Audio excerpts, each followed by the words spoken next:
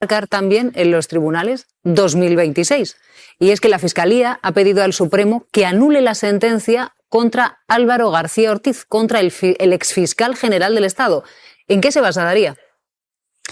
Sí, considera que 5 jueces vulneraron su derecho a la presunción de inocencia y que no se tuvieron en cuenta los testimonios de varios periodistas en sesión judicial, donde aseguraron que tenían el correo antes incluso que el propio fiscal general del Estado. Además, la Fiscalía considera que se ha desdoblado el proceso al condenarle también por la nota de prensa. No es habitual que estos procedimientos salgan adelante, pero sí que son necesarios para poder recurrir ante el Tribunal Constitucional. Mateo, la acusación es gravísima, ¿no? Porque lo que dice la Fiscalía es que se han omitido a sabiendas testimonios que podrían haber buscado la inocencia del fiscal general del Estado. Y los argumentos, decíamos, Mateo, son clarísimos. Lo que dice la Fiscalía acusa al Tribunal Supremo, que ha condenado a Álvaro García Ortiz, de haber omitido deliberadamente, es decir, a sabiendas, los testimonios que habrían confirmado la inocencia del exfiscal general del Estado. Efectivamente, Silvia, esa es una de las partes del incidente de nulidad que ha presentado la Fiscalía, en el cual se dice que los testimonios de los periodistas no los ha tenido en cuenta como prueba de descargo, ni ha explicado por qué no los ha tenido en cuenta. Eso, vulneraría el principio de presunción de inocencia, que es uno de los 3 asuntos fundamentales que vertebran este incidente de nulidad. Los otros son el de legalidad penal, o sea, el principio acusatorio de no sé de lo que me han acusado. Vuelven a introducir el asunto de la nota de prensa como un elemento fundamental para, denunciar ese desdoble que ha hecho la sentencia del Tribunal Supremo entre la nota de prensa y el correo filtrado de 2 de febrero de 2024 para condenar al fiscal general a 2 años de inhabilitación. Y bueno, como te digo, el principio de legalidad penal, el principio de presunción de inocencia y de tutela judicial efectiva. Esos serán probablemente los 3 vértices de el recurso de amparo que presente Álvaro García Ortiz ante el Tribunal Constitucional, porque, como bien habéis dicho en mesa, este incidente de nulidad será resuelto por el Tribunal Juzgador, previsiblemente o con toda seguridad quedará rechazado, pero es que es el paso previo, el trámite necesario para acudir luego al Tribunal Constitucional, que es donde tendrá lugar la próxima batalla, probablemente en defensa del fiscal general. Presentará un recurso muy, basado en esos 3 principios que te he comentado, que para él se habrían vulnerado, y ahí se verá la siguiente batalla de esta causa que afecta al exfiscal general del Estado. Claro, Mateo, lo que plantea la Fiscalía es que había periodistas que tenían el email o el contenido de ese email una semana antes de que lo tuviese el fiscal general del Estado, y que incluso horas antes, en un canal de televisión, en el chat interno de los empleados, el contenido de ese email ya estaba. Efectivamente, lo que dice la Fiscalía efectivamente es eso, Silvia. Dice además que es que no hay explicación por parte del Tribunal Juzgador, de la mayoría que apoyó esta sentencia de inhabilitación del exfiscal general, no hay explicación de por qué no vale como prueba de descargo, por qué, no dan la posibilidad de haber una teoría alternativa de hechos y no una única, que es lo que, ha construido en la sentencia el Tribunal Juzgador. También hacen referencia a ese asunto que utiliza la mayoría del tribunal, de que igualmente, aunque los periodistas dijeran lo que dijeron en descargo del exfiscal general sobre que ellos tenían el correo antes de que lo hubiera tenido Álvaro García Ortiz, el deber de reserva y de confidencialidad del fiscal general por ostentar este cargo era efectivamente no utilizar, datos reservados en esa nota de prensa del 14 de marzo. Es donde se basa, este incidente de nulidad de la Fiscalía. Creo que es un incidente, efectivamente, que recoge el paraguas de los votos particulares de los 7 magistrados que componían el tribunal, y que, como te digo, serán, el elemento fundamental del recurso de amparo que se dirimirá en el Tribunal Constitucional. Federico. Mateo, te quería preguntar, buenos días, ¿cómo estás? ¿Por qué presenta este incidente de nulidad la Fiscalía en lugar del propio fiscal general? Bueno, la Fiscalía, en esa posición que ha adoptado a lo largo de la causa de no acusar, en este caso al investigado, ahora ya condenado Álvaro García Ortiz, tiene la potestad de expresar, su rechazo al contenido de la sentencia. Es verdad que él también lo puede hacer, él probablemente lo hará en próximas fechas, y solo él puede acudir luego al Tribunal Constitucional.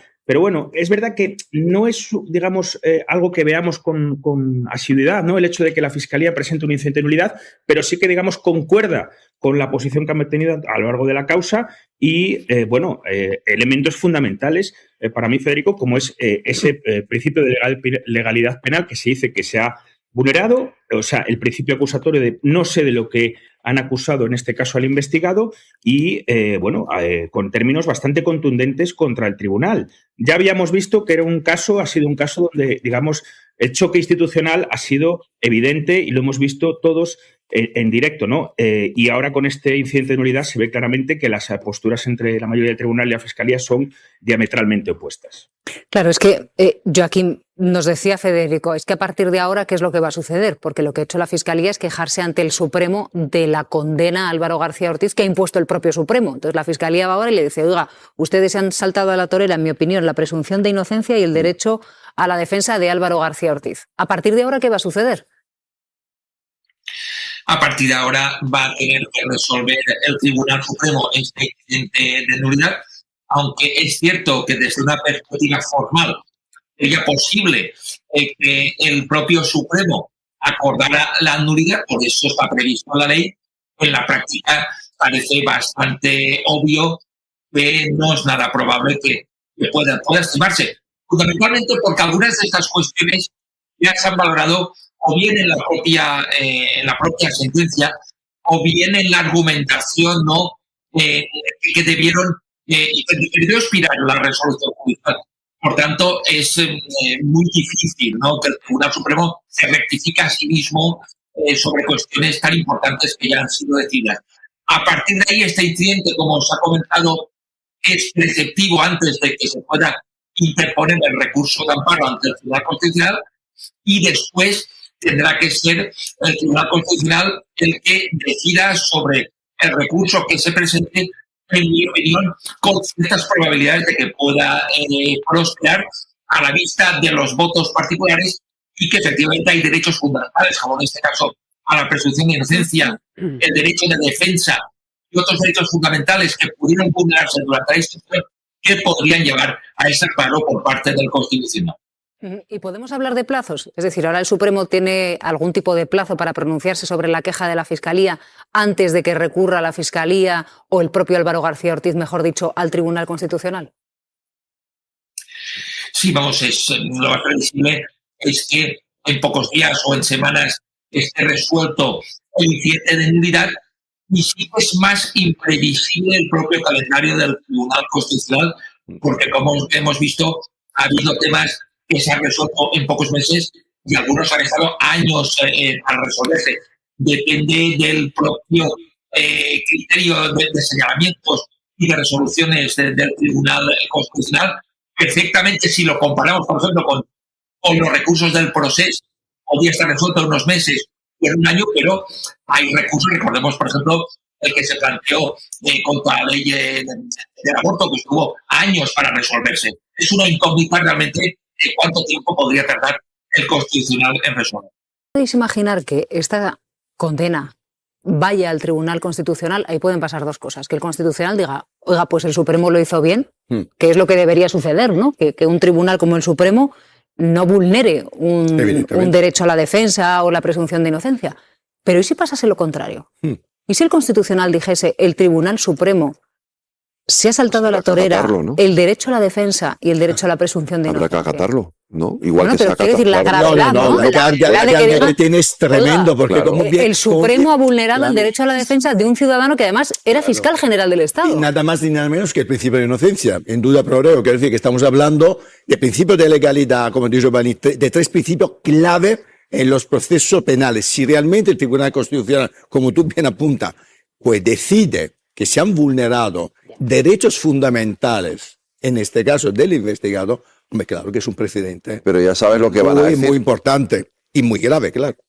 Desde ciertos ámbitos lo que se va a decir es que no es un tribunal que es un tribunal de progresista. Entonces, me estoy poniendo en el caso... Es lo que se dice también del Supremo. Claro, pero es lo mismo. Quiero decir que se dice del Supremo. Claro, es lo que se ha dicho del Supremo. Joaquín, claro. Si el Tribunal Constitucional enmendase la plana al Tribunal Supremo y dijese, oiga, ustedes vulneraron la presunción de inocencia y el derecho a la defensa de Álvaro García Ortiz, ¿qué le pasaría a los jueces que forman parte de ese Tribunal Supremo? ¿O no pasa nada, como suele suceder? Desde esa perspectiva de qué pasaría a los jueces, en principio no pasaría nada, no sería desde luego ni la primera, ni la segunda, ni la tercera, ni la cuarta vez que el Tribunal Constitucional revoca decisiones del Tribunal Supremo. Algunas han sido importantes, recordemos, por ejemplo, cuando fue privado de su cargo un diputado, Alberto Rodríguez. Claro, esto afecta a la propia representación parlamentaria, pues el Supremo consideró que a partir de su sentencia el cargo lo perdía el diputado y el Tribunal Constitucional luego revocó esa decisión cuando ya no podía ser subsanable esta situación, pero igual que en esto, en muchas situaciones, yo creo que este es el sistema de contrapesos, de equilibrios institucionales que tenemos en un Estado de Derecho, que un tribunal puede adoptar una decisión, el Tribunal Superior puede revocarla, el asunto puede llegar al Supremo y en última instancia al Constitucional y también a la justicia europea. Es el sistema de reglas de juego del que nos hemos tratado y en principio a los jueces no les pasaría nada aunque revocase el Constitucional la sentencia. Tony, ¿tú te imaginas una situación así? Sí, yo sí que me la imagino porque al final lo que se ve claramente es que el juicio contra el fiscal general fue más que un juicio, fue un pulso y el pulso continúa. El problema de fondo, sí, evidentemente en superficie es para el fiscal general, ex fiscal general que ya no lo está, pero sobre todo yo creo que es para la credibilidad de las instituciones, porque si pasara esto se seguiría un cierto patrón previsible a ojos de los que hablan de una politización de la justicia y de una judicialización de la política, es decir, que al final la mayoría previsible en el Tribunal Supremo sentenció como era previsible desde un punto de vista no solo judicial sino también político y que en principio la mayoría en el Constitucional replicaría lo mismo y seguirían las espadas en alto y seguiría una confrontación con los dos grandes partidos de fondo, pero en el escaparate con las instituciones, con instituciones tan importantes como un Tribunal Constitucional, como un Tribunal Supremo, como una Fiscalía General del Estado, que ya no es solo el enfrentamiento en Cortes Generales, sino más allá. Y la sensación de que, bueno, pues no se respeta nada en el choque y en la pugna partidista, y yo creo que eso podría llegar a cuajar. ¿Quién empezó, quién no empezó? Seguramente para la gente eso es prescindible, la sensación de politización de estamentos o de instituciones que deberían ser de todos, pues eso yo creo que sí que puede acabar cuajando. Y es verdad, yo creo que aquí al final lo que puede pasar es que haya un presidente del gobierno que no da su brazo a torcer, que dice yo veo una politización de instituciones que intentan desalojarme de la Moncloa por vía que no sea solo las urnas, eso ya ha pasado en décadas anteriores en España, pero claro, ese pulso llevado a sus últimas consecuencias, bueno, pues y si la otra parte tampoco cediendo en ningún momento, pues tiene consecuencias no solo para personas concretas como la carrera de un fiscal general, sino para la percepción de la política en general y de las instituciones.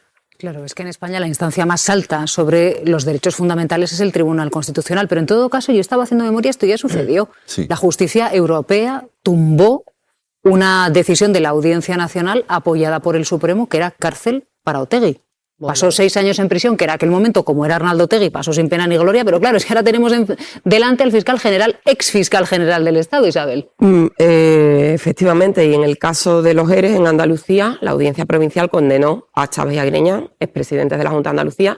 El Supremo ratificó esa condena y el Tribunal Constitucional anuló esas condenas contra los expresidentes porque habían pedido un recurso de amparo por vulneración de su derecho de defensa y el Constitucional, en una argumentación muy sólida, yo diría que igual de sólida que la que dio el Supremo, que se afanó también por ratificar la condena de la Audiencia Provincial, eximió a los expresidentes andaluces del delito de prevaricación y en el caso de Griñán de malversación.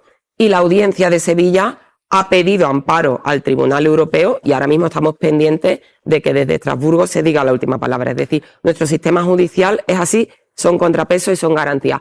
Ahora, que deberíamos de acostumbrarnos a que el Supremo y el Constitucional se quiten la razón, sinceramente, a mí me sigue llamando poderosamente la atención. ¿Por qué?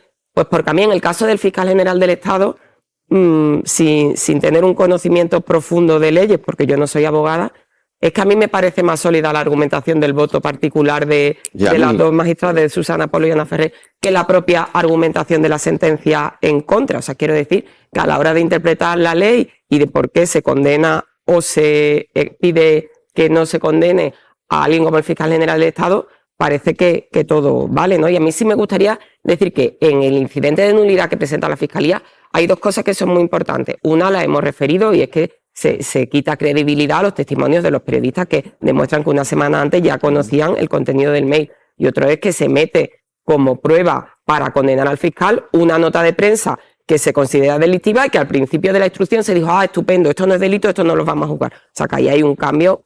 Lo ha dicho el Supremo, se acata. Radical. Cuando lo diga el Constitucional, habrá que acatarlo también. Responsabilidad y punto. Bueno, la nota de prensa era lo que originó en la causa contra. Sí, pero cuando se abre la instrucción dicen esto no. Pero bueno, pero está ahí, está ahí en el origen, está ahí en el origen. Y luego el voto particular lo apoyan 2 magistradas, pero la sentencia está apoyada por 5. Totalmente. ¿Qué es lo que pasa? Que efectivamente en esta sensación, digamos, de que la justicia se ha visto partidista, pues nos podemos encontrar fallos en un sentido y en el otro, y al final lo que nos va a quedar, yo creo, en este caso también, va a ser el TJUE. Es decir, esto yo creo que de una manera o de otra va a acabar en el Tribunal Europeo, tanto porque el Tribunal Constitucional le dé la razón a Álvaro García Ortiz, que en mi caso yo creo que es más solvente la condena que el fallo, pero bueno, ya veremos lo que se dice, como si no se lo da, porque si no la otra parte va a ser la que los lleve. Entonces, bueno, tendremos que atenernos ahí. También durante el proceso se puso muy en tela de juicio las sentencias y los fallos del Supremo diciendo que se habían vulnerado derechos, y hasta ahora el TJUE en Europa falta lo gordo, es decir, falta la condena, pero de todos los demás fallos ha dado la razón al Supremo en todos. Bueno, en todos no. En lo que tiene que ver con el proceso, sí. El proceso, pero es que ha habido procesos en los que el TJUE... Se habla también de vulneración de derechos. De momento el TJUE ha dado la razón en todos los fallos al Supremo. Hay tantos procesos en los que la justicia europea se la ha quitado que vamos a ver qué es lo que sucede con el fiscal general del Estado, porque el recurso acaba de comenzar. De momento, planteaba Federico, es gravísimo, se omitió de forma deliberada el testimonio de los periodistas. La Fiscalía es asumir el argumento de los dos votos, votos particulares de la sentencia. Es un trámite necesario, ¿vale? Porque para que el acusado, en este caso el condenado, pueda recurrir, la única capacidad de recurso que tiene, que es al Tribunal Constitucional, por una presunta o supuesta vulneración de sus derechos constitucionales, tiene que presentarse la nulidad, dado que no había, la sentencia es firme, no aceptaba ningún tipo de recurso a otra instancia superior, con lo cual necesitaba el procedimiento de nulidad. Pero efectivamente los argumentos que recogen al pie de la letra los dos votos particulares son tremendos, porque si efectivamente se llega a... El tribunal, evidentemente, que tiene que decir sobre ese procedimiento de nulidad es el mismo que le ha condenado, con lo cual sería muy sorprendente que aceptaran la nulidad cuando ya lo han condenado, ¿no? Pero los argumentos son muy poderosos. Yo creo que no hay ninguna sorpresa el hecho que haya pedido la nulidad a la Fiscalía, como no habrá ninguna sorpresa en el hecho que el Tribunal Supremo tumbará esta petición y que será... Bueno, lo siento, yo sí que hago previsiones. Para mí no, evidentemente el Tribunal Supremo no podrá, desde mi punto de vista, prácticamente retroceder y considerar que justamente ha juzgado mal en este caso, porque in duda pro reo, es decir, el principio de inocencia se ha, desde mi punto de vista, violado, como he dicho, desde el primer día. Luego sale el fiscal a pedir al Tribunal Supremo, evidentemente, con este recurso para declarar la nulidad. Yo creo que no va a ser muy largo. Depende, como ha dicho Bosch, de cuánto tarda el Tribunal Constitucional, pero creo, vista la importancia de este tema, que no será muy largo el tiempo que vamos a esperar para que este tema pues quede definitivamente solucionado, en parte. Pero porque evidentemente lo que sí está claro, que la carrera del señor Ortiz está prácticamente pues acabada, ¿no? Y por el momento, por lo menos, o en stand-by, y evidentemente esto no le va a devolver lo que ya ha quitado. Pero...